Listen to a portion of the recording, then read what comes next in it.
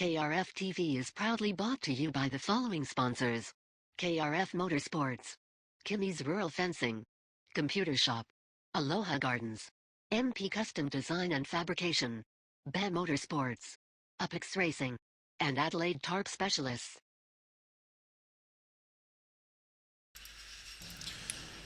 Welcome back to KRF TV for race 3 and our final race for this evening from the DPSS series at Okyama.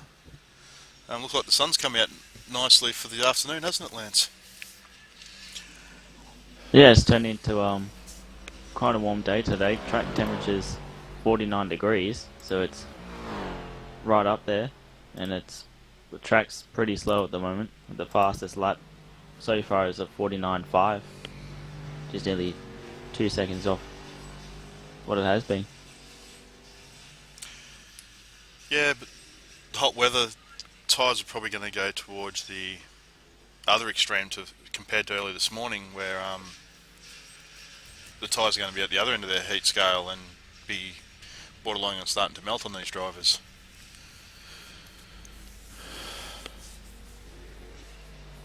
Yeah, it's going to be slippery for him again, but it's going to feel different to what it was in the first race. So it's a whole new experience for him. Looks like Aaron's crew managed to repair his car, so he's back out. It's good to see. Yeah, very good to see. I hate seeing competitors miss a race due to mechanical damage from the previous race.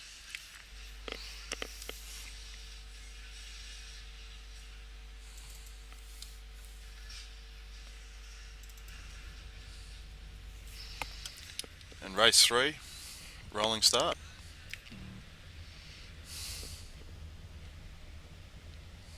It's rolling start for this longer race. They have to watch their fuel in this one. So see how things pan out. If anyone dives into the pits, or whoever takes a chance and stays out. And also, after last week at Silverstone, and hearing from teams that they were able to drive at 100% with what fuel was allocated for the race, the organisers have skimmed a bit of fuel off the tanks for this round. Yeah, the organisers wanted to make the third race a bit more entertaining, throw strategy in there.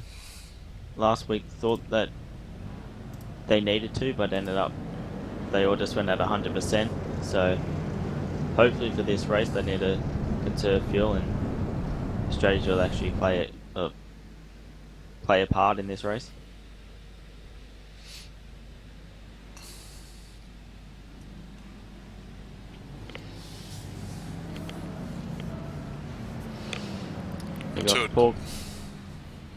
Sorry about that, Lance. Off you go. I was just saying they've got Paul Gorell and Jeffrey starting this one, so hopefully Paul gets a good start. He's been a bit unlucky in the last 2 races.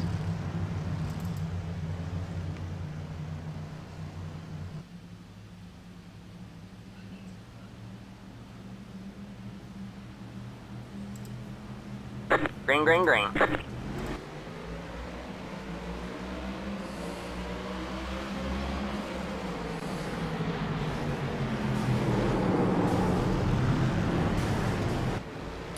Big contact.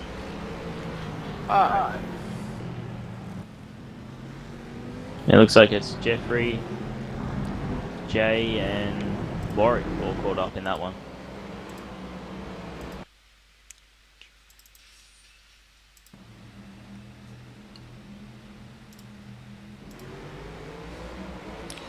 And I think Aaron as well. Just rewatching the start now. Looks like Jeffrey got a little tap from one of the KRF cars, which is, yeah, Aaron is involved. Got buried in pretty hard, and he's straight to the pits.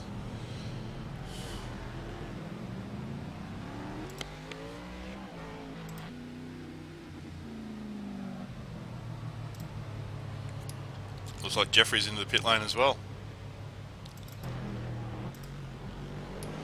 So Paul Gorell out in front with a 2.4 second lead. But Jacob starting to hound James Bell, and Jonathan in fourth chasing down James. It's a nice little battle pack for second. Yeah, it seems like James seems to be bunching them up at the moment. Second, third, fourth and fifth all line astern at the moment.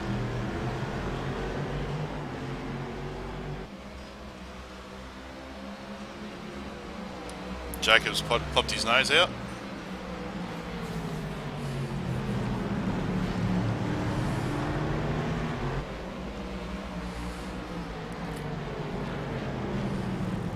That was a nice clean move from Jacob.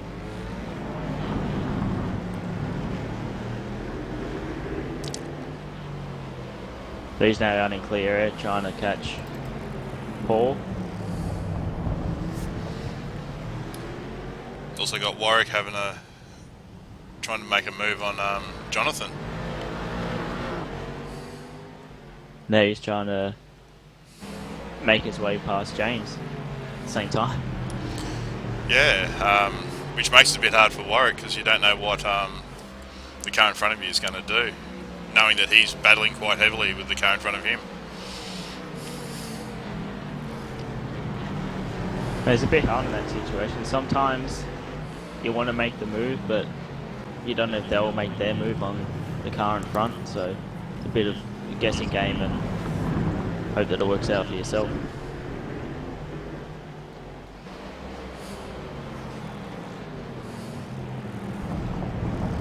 The other part is, being Warwick, do you watch the car in front make a mistake trying to get past and use that to your advantage? Just sit and wait, and there's the mistake.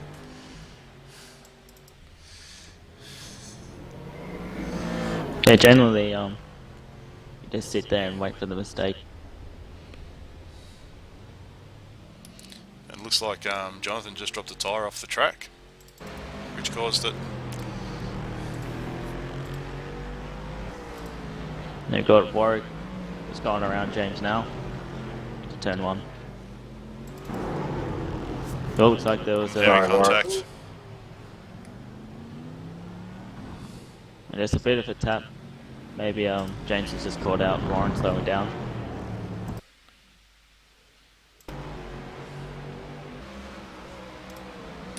Just going back to watch that. Looks like Warwick went to the inside, going into turn one. All nice and clean.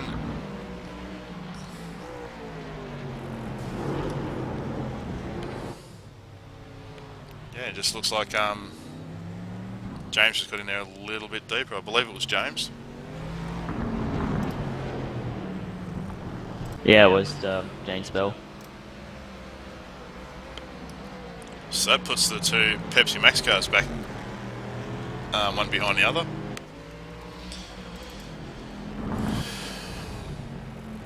Yeah, we'll see if they'll just link up and run together or battle it out.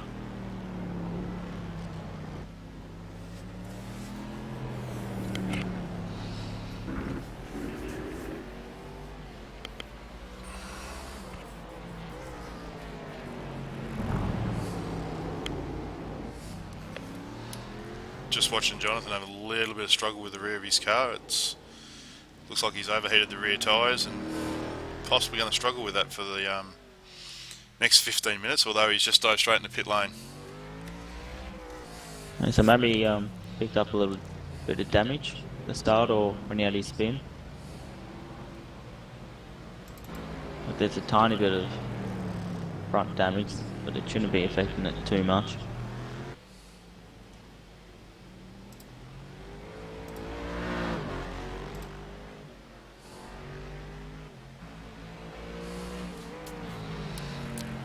Just back out watching Paul Gorell after his not so good runs in race 1 and 2. He's sitting nicely out in front, just under a 2-second lead.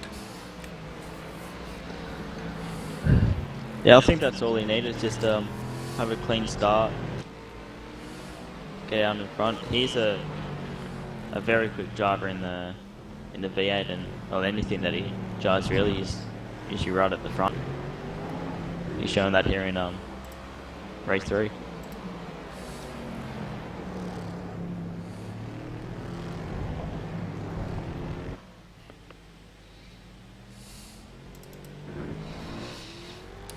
Jacob's starting to chew into his lead.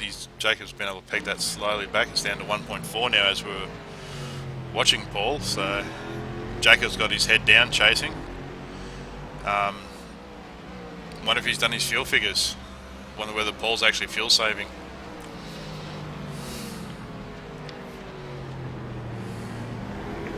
Yeah, not too sure if they would need to save fuel or not. I'm not too sure about their numbers.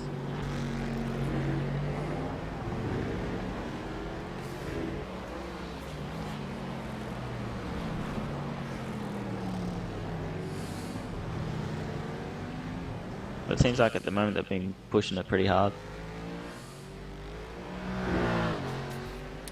Yeah, it looks that way, but the hot weather, the lap times are down a little bit too. They might not do as many laps as estimated by the race officials. I think the race is estimated at 25 laps, but it might be a bit short, it might be a bit over. It's not too sure. And I think they calculated fuel out for 24 laps, didn't they?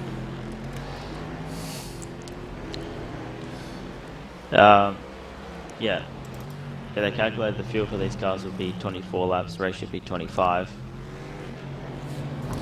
Just run with Warwick Brown at the moment, putting some serious pressure on James Bell.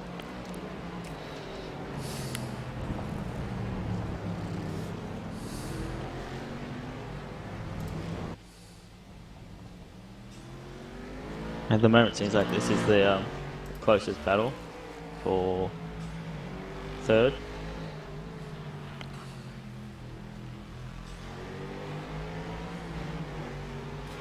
Small mistake coming out of the last corner.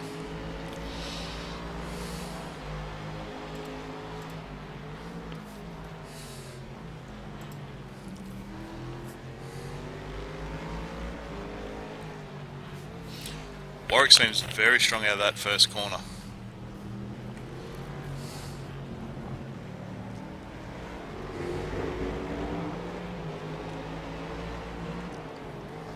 And he seems to be a bit stronger on the brakes as well.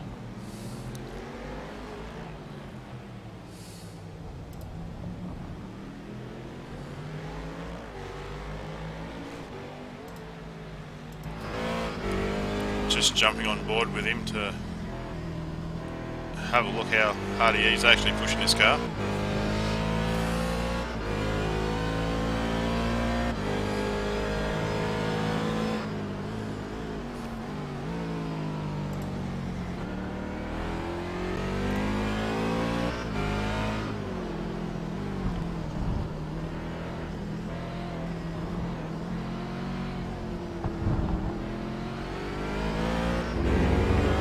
He had a bit of a look into turn 2, but he backed out of that.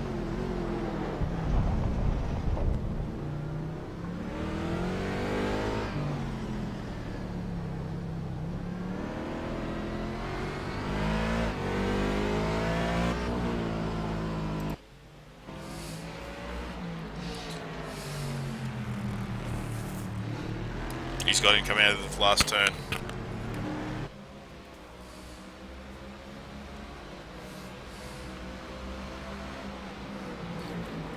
Warwick Brown up to third place. That's a good job. He fought pretty hard for that throughout the lap. Like there was going to be contact a few times, but ended up getting out there unscathed.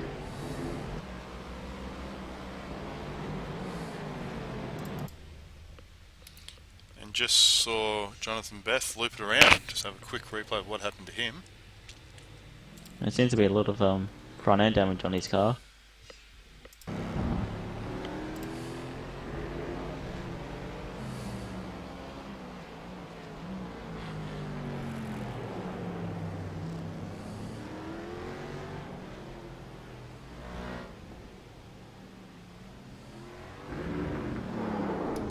just put a rear tyre up on the ripple strip and snap back on him.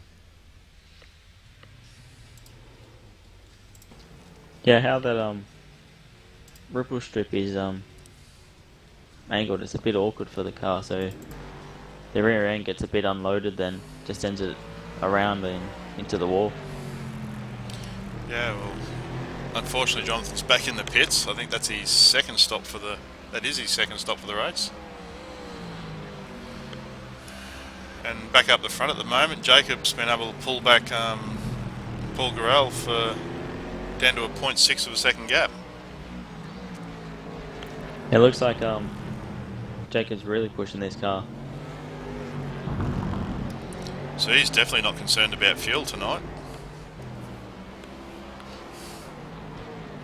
It doesn't seem like fuel seems to be an issue at the moment.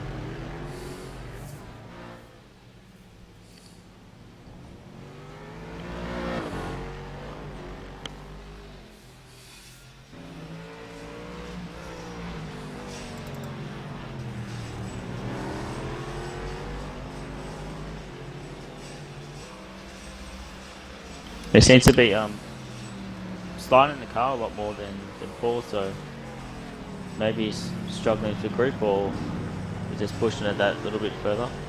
Looks like he just came through. Paul's just let him go.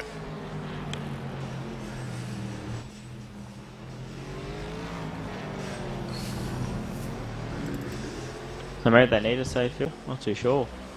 Like Paul did just let him through. And Paul's a driver that would actually know his fuel numbers, so if he's let him through for a reason, I'd say it'd be trying to tuck up in his draft to keep lap pace to save fuel, or whether he just wasn't going to battle it and prefer to take second place for the race.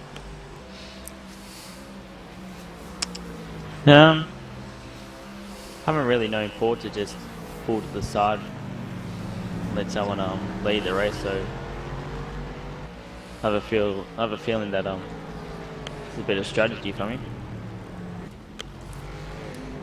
Yeah, sort of. Why, with 6 minutes to go, why have the pressure on you when you can put the pressure on someone else?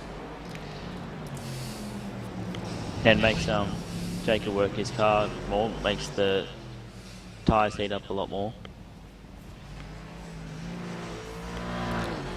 Okay, we actually haven't looked at the broadcast for race 3 is actually Jay Boving sitting back in 5th place. Yeah, he was caught up in that that first lap incident. So just sitting there on his own in 5th. He's not doing too bad considering jams that he's been through.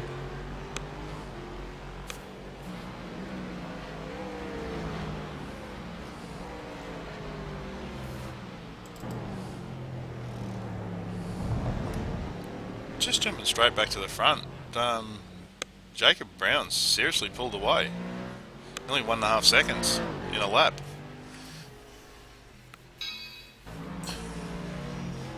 Well, it's a bit of a surprise, that one.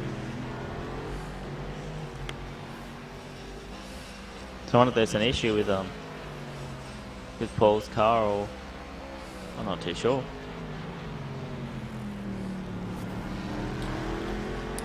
Yeah, Paul's pulled it back to just a flat second now. Might be just that elastic band just stretching out a little bit and then coming back.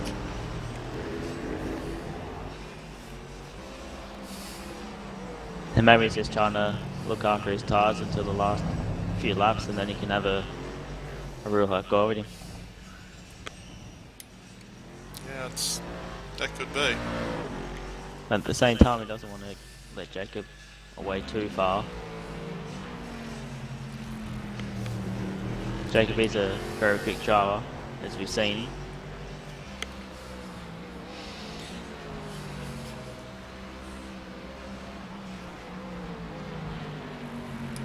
They've just started their 19th lap with 3 minutes 45 still left on the clock, so There's still got a few laps to go.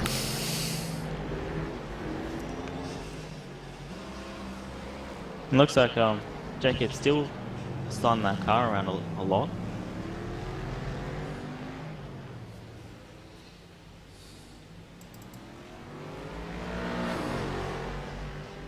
The gap seems to have really closed up in the last lap.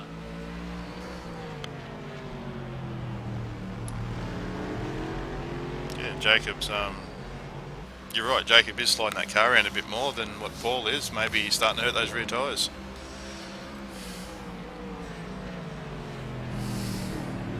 Another thing that to keep wary of is lap traffic, because there's Jeffrey just up ahead.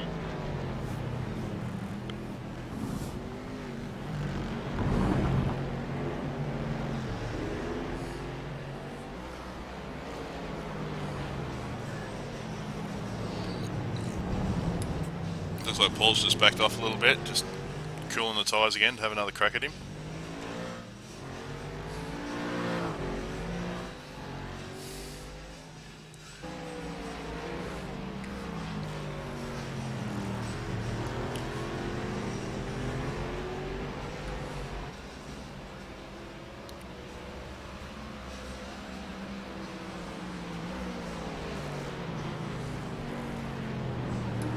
By calculations of their lap pace and laps, I reckon they're going to do 24 laps, maybe 25, depending on the clock.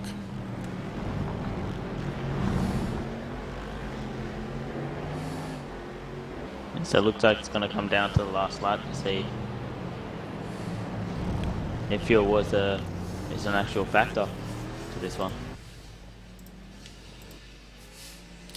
It is going to come down to the last lap.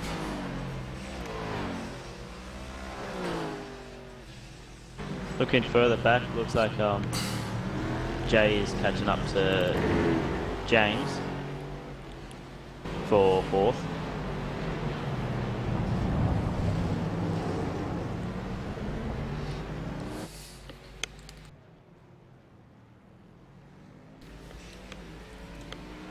Got Jonathan there in the background, but he's 2 laps down, so he's not fighting for position. No. It looks like Jacob's pulled out to a 2.1, 2.2 second gap out the front. Looking at the leaders board.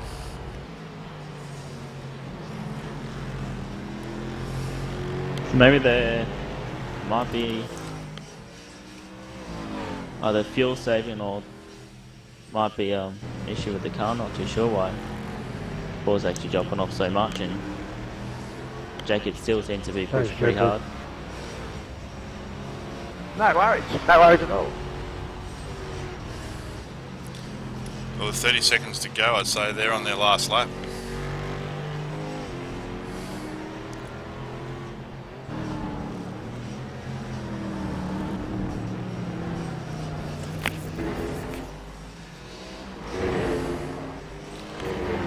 And by the look of it, the organisers haven't chimned enough fuel out of those tanks.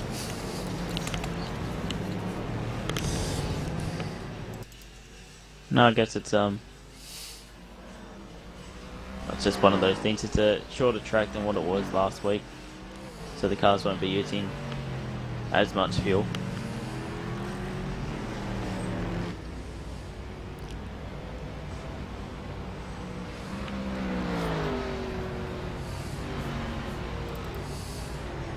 Well done, Jacob. Well done, mate.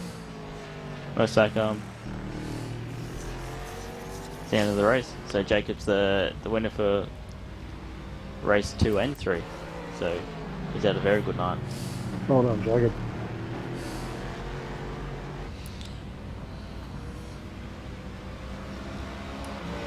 Well done, Jake. We might try and get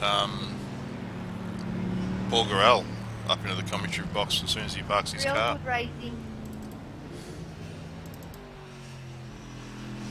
It'll be interesting to know why he feels so far back.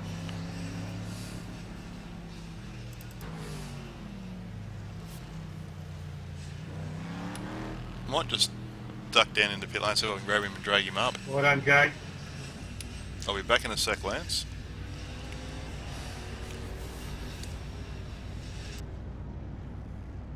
Channel switched.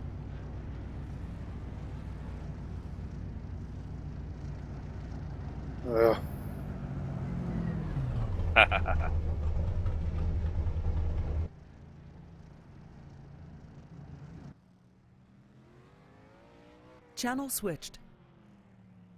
User was moved to your Cheers, channel. everyone. I'll be back next week for sure. That was great fun. Indeed, great night. Yeah, good race and all. Yeah, good, bud. Yourself? Yeah, well done all. Quite a challenge, quite a challenging track and variation in temperature too. That was good.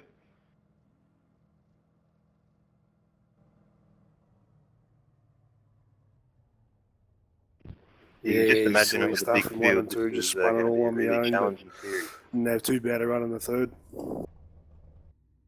Oh, sure, man. Everyone's pretty close in times. That's good. Not just that, the way the points work. Yeah, Actually racing was good. Very good. give you, you can have a rusty bad from race and not be having a bit of a completely break, out of and it, sort of thing. They I all used to build up. fix that again, so I will get better next time, hopefully.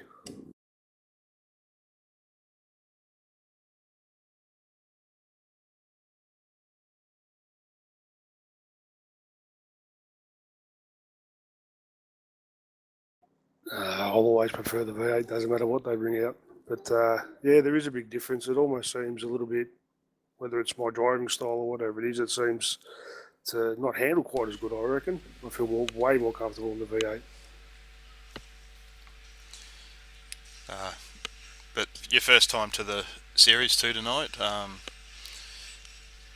Race 2 looked like a bit of biff and barge, a little bit off that line, and a few guys getting knocked around. What's his name? Aaron Farmer got knocked out totally, and they'd put his car behind the wall. Was it expected, sort of second and third race being a bit rougher than the first one? Yeah, you always expect that because the faster guys are near the back and they want to charge through. And the first couple of laps are the best laps when the guys aren't quite as quick or a little bit slower even again because of the cold tyres. So faster guys always try to push those first couple of laps and make as much as they can. No, Paul, is there anyone you'd like to thank before we go off air? Oh, yourself, of course, and all the rest of the boys at KRF, and I'll see you all next week. No worries, thanks, Paul. This is Brad Matheson and Lance Hawkes signing off, and our next broadcast will be Tuesday night with the Sandman Super Late models. Thanks for watching.